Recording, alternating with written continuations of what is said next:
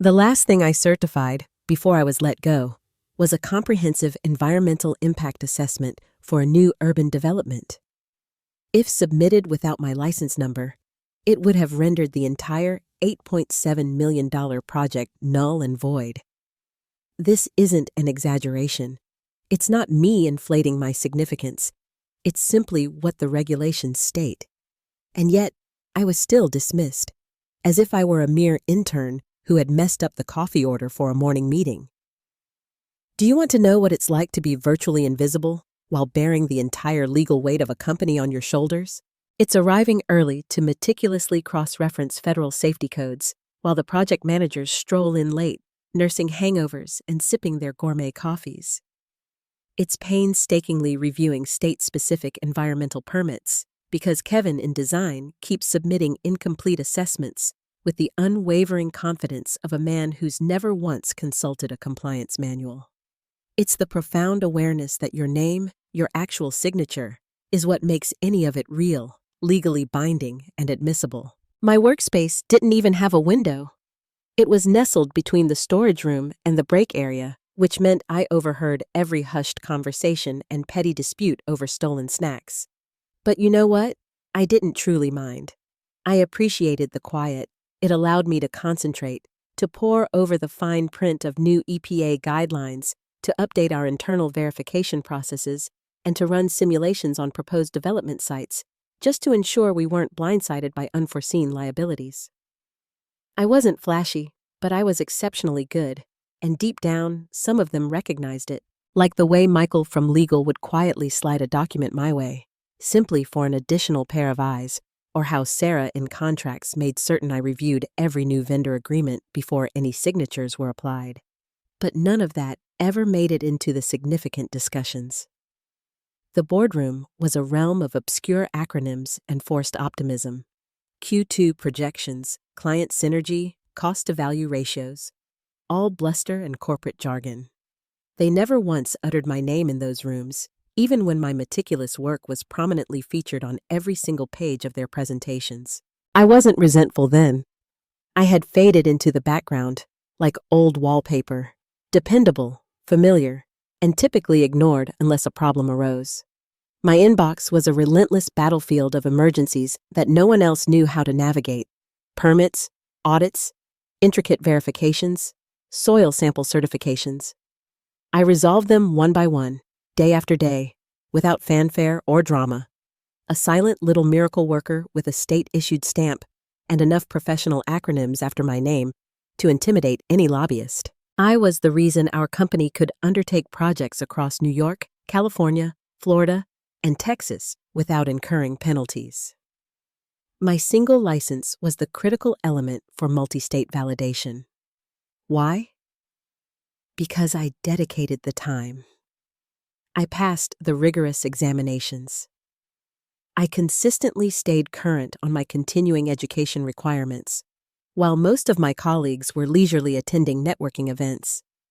Without my credentials affixed to our submissions, nearly half of our operational capacity was, technically, non-compliant. But try explaining that to someone who believes compliance simply involves sorting the recycling properly.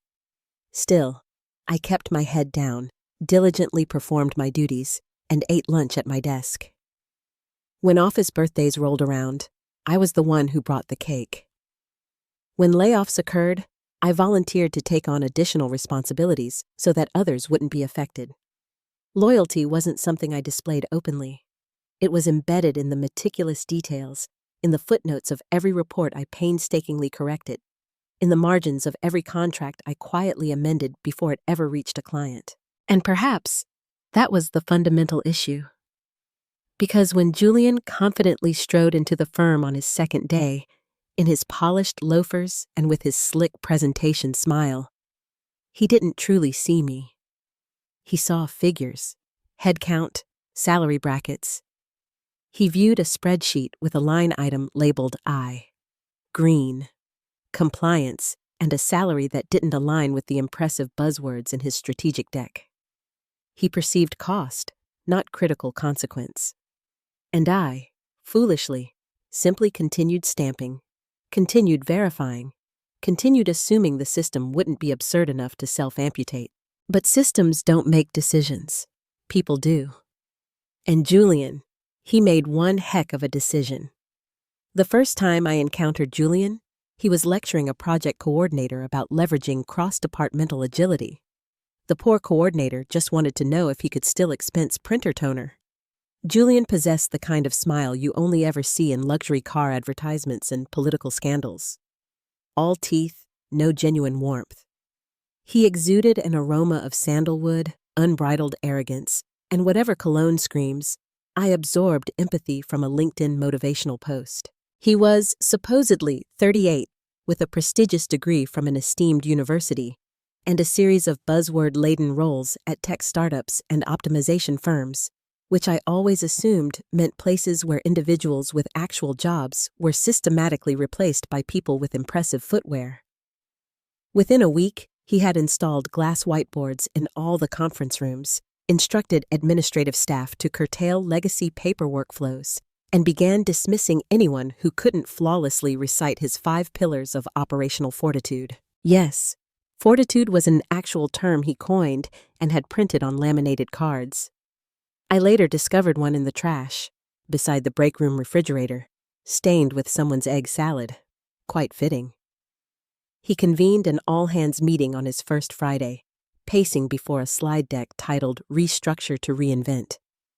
He declared we were ripe for transformation, asserting that too many departments had become comfortably inefficient. I remember thinking, the purge has commenced. He termed it right-sizing, as if a spreadsheet were a surgical instrument and we were merely excess tissue to be trimmed. The receptionists were the first to go, followed by junior project analysts, then half of the archival team. Colleagues I had collaborated with for years vanished in silent waves, dispatched with vacant stares and cardboard boxes. Each day, the office felt increasingly diminished and colder, the ominous hum of dread replacing the familiar coffee machine chatter. Then, on a dreary Tuesday, infused with the scent of rain and toner, I received the email. Please report to HR at 11 o'clock a.m. No subject line, no explanation. My stomach clenched, not from fear, but from a profound sense of insult. They didn't even have the common courtesy to call. The walk to HR felt like trudging through wet concrete. People avoided eye contact, not out of malice, but from a practiced reflex, like averting a sneeze. When I entered, Julian was already there, casually seated cross-legged in a chair, as if he were hosting a podcast, not dismantling someone's livelihood. He offered no greeting, no invitation to sit, simply stated, Isla, thank you for your time with the firm. We've had to make some difficult decisions for budgetary realignment. Unfortunately, your role has been deemed non-essential to forward growth initiatives. I blinked. Excuse me? We're streamlining overhead, he replied, as if that clarified anything. Your compensation package no longer aligns with the firm's evolving needs. We're offering standard severance. HR will guide you through the exit process. No performance review, no prior warning, not even the pretense of concern some managers begrudgingly display. He was already looking past me, likely envisioning whatever misguided consultant had convinced him that compliance could be conveniently outsourced to cloud-based software. I simply stared at him. There were a dozen cutting remarks I could have uttered. That my credentials were the very foundation of our multi-state operations. That dismissing me without a succession plan was akin to extracting a Jenga piece from the bottom row and naively hoping the tower wouldn't collapse. That state regulatory boards wouldn't recognize cost optimization as a valid legal defense when a certification was flagged. Instead, I merely nodded, calm and composed. Not for him, never for him, but for myself. Because I knew. I knew precisely what he had just done, and I didn't need to scream to ensure it resonated. I signed the documents, thanked HR, and walked back to my desk. There wasn't much to pack. A mug that proudly declared Permit Whisperer, a small plant that had miraculously survived 3 budget cuts and 1 mold outbreak, and a drawer full of colorful highlighters and flash drives named after various dog breeds. I gathered them all silently. No dramatic scene. No tears. On my way out, I paused by the printer, my steadfast companion in the relentless war against regulatory chaos, and gently patted it like a loyal dog I was leaving behind in a divorce.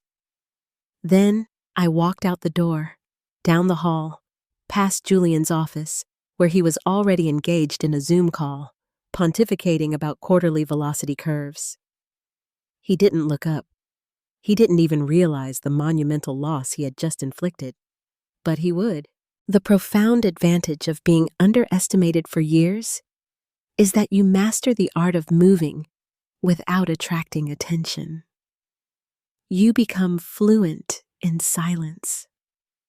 So, when people began flooding my inbox after the news spread, former colleagues, mentors, even a few senior engineers from different floors, I didn't shout, didn't posture. I didn't compose some melodramatic farewell post on social media about closing chapters. I simply allowed the situation to simmer. "You have to inform the board," Michael from legal wrote to me. "He's dismissed the company's legal backbone. They'll reverse it the moment they comprehend." But I didn't contact the board, not then, because I understood how this place operated. They were still at their annual coastal strategy retreat, sunburned executives in polo shirts, white wine in one hand, a binder filled with corporate jargon in the other. They had entrusted Julian with the reins and gone off to golf. Approaching them now would sound like mere noise, the bitter lament of a former employee complaining because she was discarded in the quarterly cleanup. And heaven help the woman who dares to sound emotional while attempting to highlight an operational catastrophe. So, I politely smiled, told Clara I was taking time to decompress, and began my methodical digging. I retrieved my last 6 months of emails, every license renewal, every signed report, every attached client validation that bore my certification number and corresponding project codes. I copied everything, backing it up across 2 external drives and a cold storage archive I had previously only used for family photographs and urgent tax documents. I constructed a detailed spreadsheet with tabs meticulously labeled, one for active projects irrevocably tied to my credentials, one for state licensing entities, and one for contracts where I was explicitly listed as the compliance authority. Not legally flashy, but administratively bulletproof. By the time the second severance check cleared my account, I possessed a digital war chest so meticulously organized it would bring a paralegal to tears. That weekend, I drove to a notary's office in a neighboring town and officially notarized my application for independent consultancy status. It cost me $238, took 20 minutes, and by Monday, I was officially listed as the principal officer of Green Align Compliance Consulting. A single-woman operation, one legitimate address, one name the state still implicitly trusted. People continued to message me. "What are you going to do? Are you suing? Did you contact your union representative?" I responded to them with the same reply. Just taking some time. They failed to grasp it. This wasn't about revenge, not yet. This was about clarity. See, most people mistakenly believe that power equates to having an impressive title, an office door adorned with your name, or a speaking slot at the quarterly town hall meeting. Julian possessed all of those. I did not, but I possessed something he didn't even know existed: time bombs in triplicate, concealed within regulatory paperwork. I wasn't going to run to the board like a scorned administrator, crying foul. No. I was going to allow him to step directly into his own colossal mistake. I would let him authorize dozens of documents that were utterly meaningless without me. I would let him dispatch them to clients. I would let him boast about them on conference calls. I would let him paint a picture of a future that, legally, simply could not exist. I changed my phone number, acquired a P.O. box, and ordered fresh business cards. I didn't burn bridges. I simply lubricated the hinges and patiently awaited for gravity to perform its inevitable work. And every night, I sipped tea, gazed at my laptop, and observed as Julian's name repeatedly surfaced in client memos and meeting requests, forwarded to me by quietly frantic former colleagues. Each instance was like a match igniting, flicked towards a room filled with dry paper. But not yet, not until the air was thick with smoke. His name was David Graves, and the last time I had seen him was 3 years prior, standing in the very same HR office where I had been dismissed, clutching a manila folder as if it were a live grenade. He was our former environmental program director, a walking encyclopedia of wetland statutes, and the only person I had ever encountered who could recite verbatim the precise distinction between NEPA and SEQA after 3 bourbons. Back then, he had been ousted during a realignment phase under a different buzzword-spouting vice president who believed wetlands were merely undeveloped land that hadn't yet decided what it wanted to be. David hadn't departed quietly, though. He took his invaluable knowledge, his extensive contacts, and approximately half of the firm's West Coast clients with him. I heard whispers that he had established his own consultancy near Portland, specializing in boutique ecological consulting for private developers and local government agencies. Word was, he was thriving. I located his number buried deep within an old conference directory I had never bothered to delete. When he answered, it only took 3 words. They fired me. He let out a low whistle. They finally pulled the pin, huh? We met at a diner off I-5, one of those establishments with cracked vinyl booths and a dessert display that hadn't been updated since the Obama administration. He appeared older, a bit grayer, but his eyes still held that keen, perceptive glint. Sharp, quick-witted, and subtly amused by everything and everyone. I meticulously laid out the entire narrative for him. Julian, the severance, the licenses, the silence. He didn't speak much at first, simply sipped his black coffee and rhythmically tapped his spoon against the rim, like a countdown timer. Then he inquired, "Ever read Sun Tzu?" I rolled my eyes. "You mean The Art of War?" "Nah." He grinned, his Yelp reviews. I smirked. He leaned in conspiratorially. "You don't swing? You wait. Let the fool construct his own gallows from recycled organizational charts." And just like that, I had a co-conspirator. David walked me through the intricate mechanics of quiet exposure. "You don't approach the board," he instructed. "You approach the rules, the system. The system doesn't panic. It merely dispatches letters."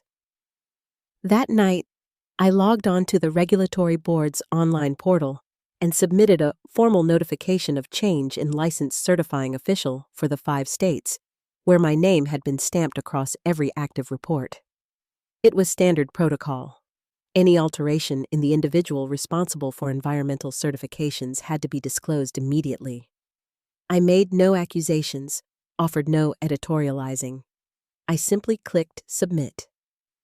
This single action would trigger a domino effect of automated verifications, document reviews, and cross-checks, most of which would inevitably arrive at an inbox in Julian's office labeled Compliance Inquiries, which I knew for an absolute fact hadn't been monitored since Janice had been let go. The state board would dispatch their initial audit packet by the end of the week.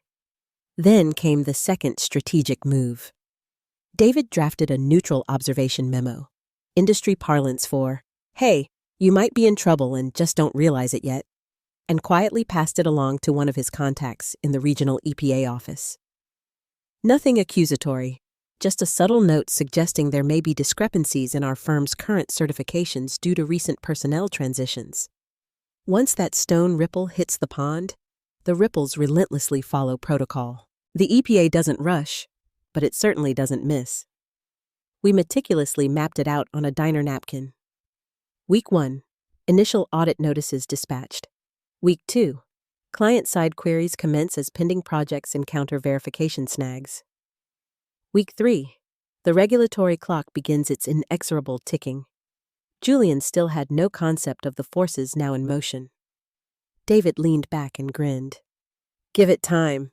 He'll start swatting at flies without ever realizing there's a hornet's nest directly beneath his desk.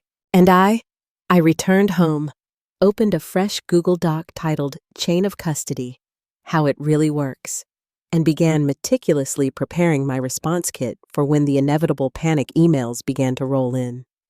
Not if, but when. For the very first time in weeks, the dull ache in my chest wasn't grief or lingering humiliation. It was laser-sharp focus. This was no longer personal. It was professional euthanasia. It commenced with a signature, or more precisely, the glaring absence of one. An environmental clearance report for a mid-sized logistics park in northern Indiana was abruptly rejected by a state auditor with a terse note. Missing certified compliance authority. That was it. No further explanation, no second chance. Just a stark red stamp that screamed incomplete in bold Helvetica. The client, an old-school shipping company with more lawyers than forklifts, immediately panicked. Without that crucial approval, their entire groundbreaking schedule was thrown into immediate limbo. 3 days later, the firm's West Texas soil remediation project stalled completely when the oil company's compliance officer noticed that the documentation referenced a license number that no longer belonged to an actively certifying agent. That number, of course, was mine. A week after that, the South Carolina Wetland Assessment, a project 6 months in the making, was entirely pulled off the table when the state board called and very politely inquired. What exactly is validating the impact studies now that Isla Green is no longer employed? And Julian, he failed to perceive the pattern. To him, these were merely minor hiccups, trivial paper jams, or lazy coordinators who simply neglected to double-check their folders. He stormed through the office, barking into Bluetooth earbuds, spewing phrases like quality control audit and operational agility realignment, which loosely translated to blame the subordinates and ruthlessly cut unnecessary expenses. By the end of that week, the document processing team was halved. He dismissed the last archival specialist, someone who had been with the company longer than the carpet itself. The legal department lost a paralegal. Marketing was completely absorbed into business development. Every time something went awry, he metaphorically carved another slice off the organizational chart, like a drunken man ineptly carving a ham. Meanwhile, I sat at my modest home office, sipping strong coffee and patiently answering polite inquiries from junior employees who just had a quick question. The first email arrived from Maya, fresh out of grad school, sharp as a tack, and visibly terrified. Subject line: Urgent Form 4002, Certification. She wrote, "Hi, Miss Green. I know you're no longer with the company, but I'm trying to validate an environmental compliance form that references your license number. Is there a new certifying agent we should be listing? I've asked my manager twice but received no clear answer. Please disregard if this puts you in an awkward position." I didn't respond directly. I simply forwarded the email to the firm's general contact line with a concise message. To whom it may concern, Miss Green is no longer affiliated with your organization and cannot provide internal support as of date.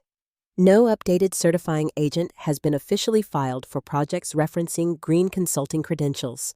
Please update all documentation accordingly. That precise reply would automatically be filed under legal notices, and someone, somewhere, would eventually be held accountable for it. It didn't end there. A day later, I received a text from Leo in the GIS department. Not sure who to talk to. Julian says the wetlands model is fine, but the client insists on a certified sign-off and won't proceed without it. Any ideas what to do? I didn't reply. I didn't have to. The state board had already flagged the missing authorization and scheduled a routine inspection for the following Thursday.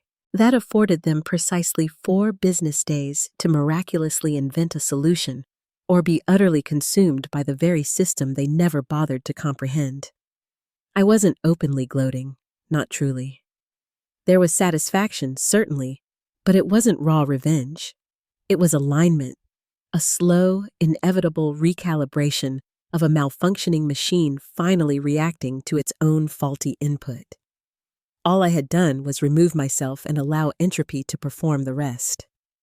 Still, I won't pretend I didn't savor it a little when I saw Julian's internal memo, discreetly leaked to me by an assistant who despised him, blaming ongoing procedural oversights on legacy documentation bottlenecks. Legacy. That's what he called me now. I was an outdated filing cabinet that just happened to hold the critical lease to the entire damn building. The firm was visibly faltering. Clients were increasingly apprehensive. Some politely deferred deliverables, while others dispatched thinly veiled legal inquiries disguised as clarification requests. The audit clock was relentlessly ticking, and somewhere deep within his polished, utterly clueless brain, Julian had to be wondering how so many things could go so catastrophically wrong when he had trimmed so much bloat. And I maintained my distance, observing the gathering storm from the relative safety of the shore. I meticulously logged every message, forwarded nothing, and offered absolutely no advice. I was no longer their compliance officer. I was a discerning spectator, a licensed one. Julian stood before the glass conference room wall, looking as if he were auditioning for a TED Talk no one had requested, flipping through a pastel-colored slide deck titled Operational Efficiency Q3 Turnaround. His suit was impeccably navy, his tie a striking salmon, and his ego radiated a palpable arrogance. A few department heads, still remaining at headquarters, nodded obediently on cue, furiously pretending they grasped the intricate charts, even as the very ground beneath them began to soften. Through aggressive realignment, he confidently announced, "We've achieved a 17% reduction in salary overhead and a projected 11% increase in profit margins by Q4. Dead weight has been eliminated, redundancy reduced. We're lean, we're agile, we're perfectly positioned for substantial growth." The senior leadership team, still dialing in from their mountain retreat, where they were undoubtedly sipping bourbon and attempting to ignore their overflowing inboxes, clapped politely from their pixelated Zoom rectangles. They didn't perceive the burgeoning cracks in the drywall behind him. They hadn't noticed that the main office printer hadn't functioned in 3 days. They hadn't observed the steadily growing pile of urgent certification request envelopes stacked unopened in the administrative bin. But I had, because I received a message that very afternoon, a private email, no subject, no sender name, just a stark screenshot. It was a Slack message from a client, redacted name, but I instantly recognized the format. A large real estate developer we had collaborated with for years, the kind of firm that could erect 10 schools, a golf course, and a strip mall in a single month if the environmental approvals aligned seamlessly. The message read, "We are formally requesting clarification on whether the documentation submitted for Parcel D is legally compliant. If we do not receive verification from a licensed certifying officer by KOB Friday, our legal team will escalate to state-level review and pursue breach of contract damages." Simple, clean, and utterly deadly. I stared at it for a long, quiet time. I could almost hear David's voice in my head. "Don't flinch. You did your part. Let them choke on it." But I also comprehended the devastating impact such a message would have on a junior manager caught in the middle, someone like Maya or Leo, or that nervous new hire they had recently shoved into compliance last week with a 3-hour crash course and a desperate prayer. So, I did something I hadn't done since my departure.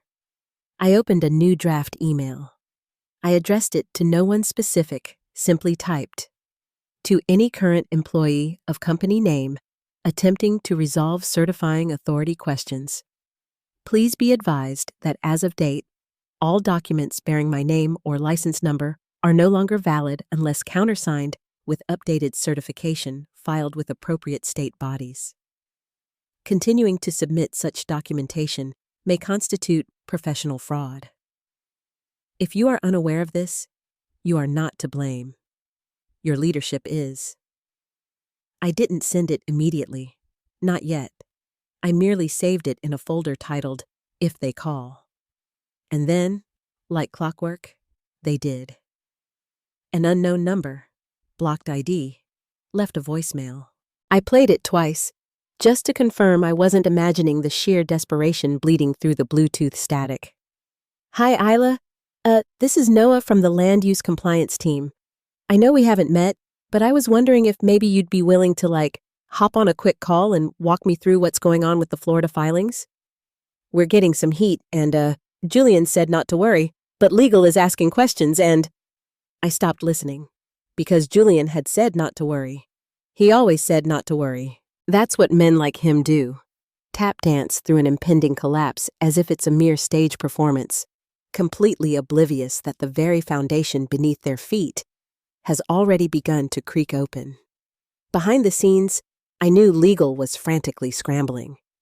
I had heard from David that 2 former clients were already in talks with other firms, one of them being mine. Regulators were no longer asking questions. They were scheduling urgent meetings. Julian had convinced the leadership team that all this escalating chaos was merely bureaucratic churn, asserting it was a common phenomenon post-downsizing. He called it residual friction, claiming it would stabilize once the new team culture crystallized. What crystallized instead was a quiet panic, spreading inexorably across departments like a virulent mold. People were no longer questioning if something was wrong. They were urgently inquiring how deep it went. And through it all, I watched. I didn't gloat, not outwardly, but I would be dishonest if I said there wasn't a hollow, bittersweet satisfaction in knowing that the man who had deemed me non-essential was now frantically juggling lawsuits with both hands, desperately trying to balance a budget constructed of lies and missing licenses. The old team was visibly cracking under the immense pressure. They weren't villains, merely casualties, people trapped between what they intuitively knew and what they were emphatically told to believe. They deserved better, and I deserved to conclude what Julian had so arrogantly begun. The board was flying back on Tuesday. That gave me 72 hours. Julian, true to form, had announced a final presentation to welcome them back, some grand reveal pep rally designed to showcase structural progress. According to a contact in IT, he had reserved the executive conference room for 9:00 a.m. sharp, titling the event Q3 Renewal. The future is now. I could already vividly picture it. Him standing at the head of the polished table, flanked by impressive graphs, perhaps even a slick hype video set to royalty-free music, and featuring aerial drone shots of office parks no one remembered approving. Meanwhile, I sat in my kitchen with a second mug of black coffee and a PDF open on my laptop, my hand hovering over the trackpad. The document was a concise summary of the active licensing status for all environmental certifications explicitly tied to my name across New York, California, Florida, Texas, and South Carolina. Every single one of them was conspicuously marked Revoked Authority, no longer employed. Attached below were formal notifications from state boards confirming the unequivocal receipt of my resignation and official disassociation from company name. 12 pages, legal formatting, dry, bureaucratic, and absolutely lethal. I had meticulously reviewed it a dozen times, running spell checks as if I were defusing a volatile bomb. Then, I minimized the window and opened a new email. To General Counsel at companydomain.com. Subject: Urgent Licensing Compliance Notice. Immediate attention required. To whom it may concern. As of resignation date, no active certifying authority is registered for projects currently operating in the following regions: Region X, FL, Region Y, NY, Region Z, CA, etc. Continued submission of compliance documentation under my previous credentials constitutes a regulatory violation under state and federal statutes. Please find attached official documentation of licensing change and relevant audit triggers. I trust this will be addressed before further liabilities are incurred. Regards, Isla Green, Principal, Green Align Compliance Consulting. I didn't hit send right away. My hand trembled slightly. After all the painstaking restraint, the patient observation, the quiet simmering, this was my very first direct strike. Not just a minor paper cut, but a precise, calculated knife to the artery. I scheduled the email to be dispatched at 8:52 a.m., Tuesday, precisely 8 minutes before Julian's elaborate circus was set to begin. Then, I deactivated my notifications. I didn't sleep much that night. My mind was a whirlwind of possibilities. What if they simply ignored it? What if it somehow got caught in a spam filter? What if someone on the board had always harbored a secret animosity towards me and cunningly spun it as sabotage? But another part of me, the part that had been trampled upon, dismissed, and signed away without a single word, knew better. Facts don't panic. Paper doesn't lie. And this time, the truth was a meticulously crafted weapon, pointed directly at the boardroom. Tuesday morning, 8:45 a.m. I was already dressed, not to venture anywhere, but simply to feel grounded and composed. My hair was neatly tied back, a blazer adorned my shoulders, and a mug was firmly in my hand. My laptop emitted a quiet ping at 8:52. Message sent. Then, I waited. 9 minutes later, I received a forwarded internal memo from a former colleague. The subject line, "What the F is this?" Attached was my email. Beneath it, a flurry of agitated replies from legal, compliance, contracts, even the CFO, all blind carbon copied. And at the very bottom, one chilling question from a board member named Eleanor Hayes. Why weren't we informed of this personnel change, and who's authorizing these filings now? A beat later, another email appeared. Subject, presentation postponed. Q3, review to be rescheduled pending urgent discussion. I exhaled slowly, not because it was over, but because the rope I had so deliberately handed them was finally tightening around the correct neck. Julian stood in the conference room as if he had already achieved a resounding victory. Crisp blue suit, immaculate shirt, hair slicked back so tightly it seemed his ideas might literally leak out if he dared to blink too hard. His slide deck glowed across the screen, a luminous canvas of bullet points and meaningless phrases like quantifiable momentum and strategic recalibration. His voice was steady, practiced, arrogantly confident. So, as you can see, by reallocating legacy resource pools and shifting compliance overhead to an externalized infrastructure model, we've successfully freed up significant capital for Q4 expansions in the Pacific Northwest. And that's when it happened. The boardroom door swung open with a sound no PowerPoint presentation could ever hope to compete with. The kind of silence that doesn't just fall. It dramatically arrives, like an unexpected fog in glaring headlights. 4 board members walked in, not a single laptop among them, just printed pages, heavy with ink, heavy with undeniable consequence. Eleanor Hayes, the formidable head of the audit committee, slowly took her seat at the long end of the table and deliberately held up a stapled packet. My email, the damning attachments, the licensing summaries. She didn't appear angry. She looked profoundly insulted. "Did you fire Isla Green?" Julian blinked. His mouth opened, but his brain visibly stalled. You could almost witness the misfire behind his eyes. "She was non-client facing," he stammered, his voice thin, redundant. Her role was classified as non-billable. "Jesus Christ," muttered someone else at the table. It might have been Chairman Ray's, hard to say, the mics were off. Eleanor leaned forward, as calm and precise as a loaded gun. She held every single regional certification we're currently licensed under. Julian swallowed hard. "We've since transitioned some responsibilities." "No, you haven't." snapped another voice. Mark from Regulatory Risk. He slapped the audit printouts onto the table. Because this document unequivocally shows that not a single updated certification has been filed with state boards, you've been submitting impact assessments with invalid credentials. That's not a clerical error, Julian. That's fraud. Julian's voice became paper-thin. Our compliance systems are in flux. Flux? Eleanor barked a short, incredulous laugh. Julian, half of our current projects are now legally exposed. Do you even begin to comprehend what it means to operate without certifying authority in Texas? In Florida? Jesus, the wetlands contract alone. The screen behind him flickered, utterly forgotten. The phrase Q3 optimization target still hung in digital silence. I wasn't physically in the room, but I didn't need to be. I had eyes. Maya texted me a photo.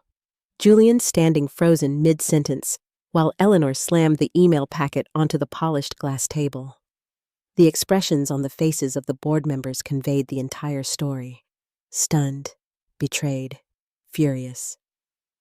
Not just at the colossal mistake, but at the sheer audacity, the profound stupidity. They hadn't returned from their retreat expecting a triumphant celebration.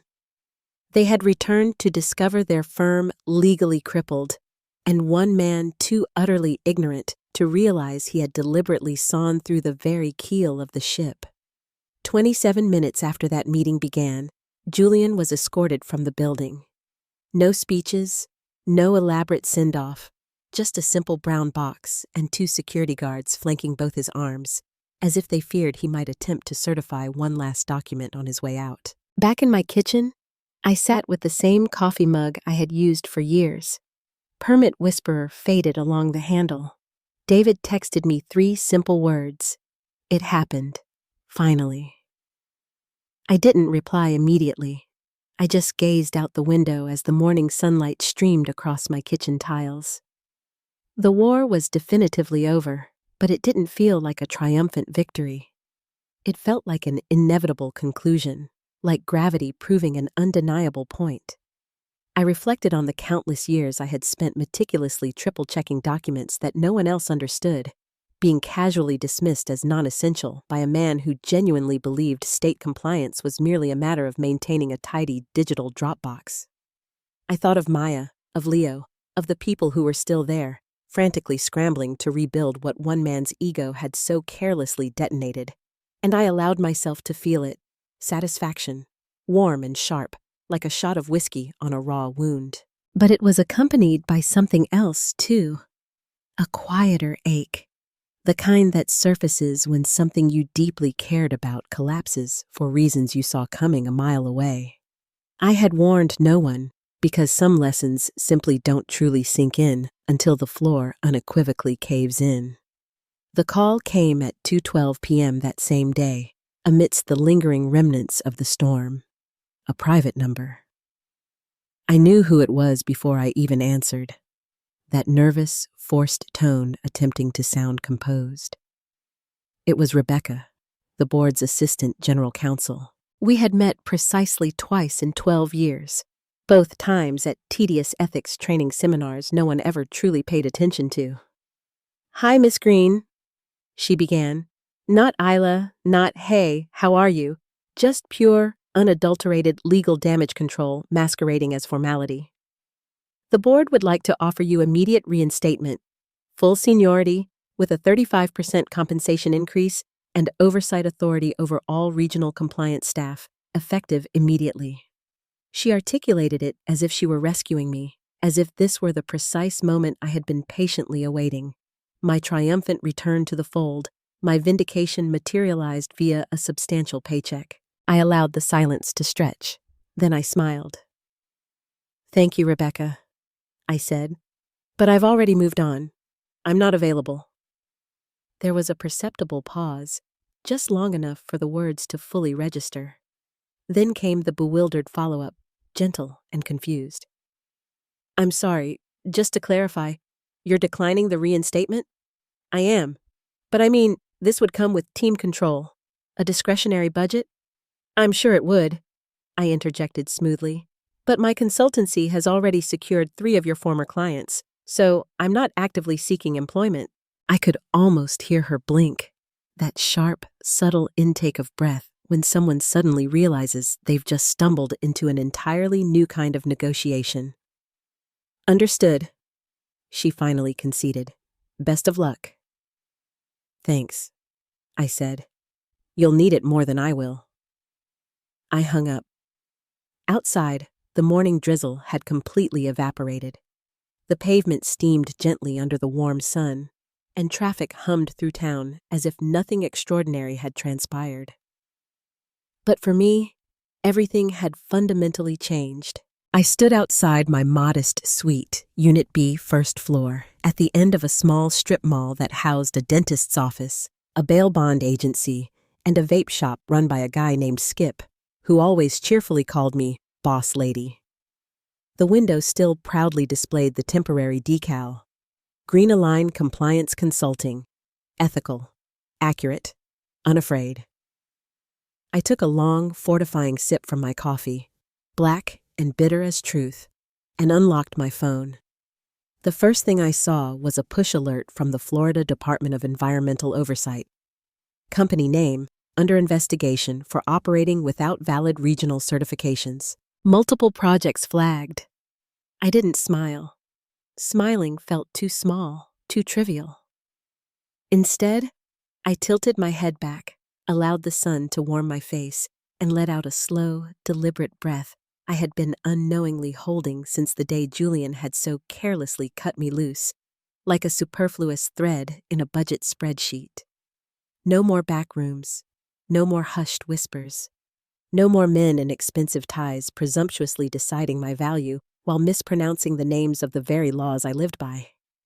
This was unequivocally mine, my clients, my rules, my name prominently displayed on the door. And for the first time in a decade, I didn't feel like mere wallpaper. I felt like the architect. This story teaches us a powerful lesson about true value and resilience. Often, the most crucial contributions are made by those working diligently behind the scenes, holding the very foundation together, even when their efforts are overlooked or dismissed by those in power. Isla's journey shows that competence, integrity, and quiet dedication ultimately prevail over superficiality and arrogance. The positive message here is one of empowerment and self-worth. Even when you feel underestimated or unjustly treated, your expertise and unwavering commitment have an inherent power that cannot be suppressed indefinitely. Believe in your own capabilities, meticulously document your contributions, and trust that the truth, combined with strategic patience, will eventually come to light. You are the architect of your own value, and sometimes stepping back allows the true consequences of your absence to shine a light on your irreplaceable impact. Your quiet strength can move mountains, even when others are too busy to notice.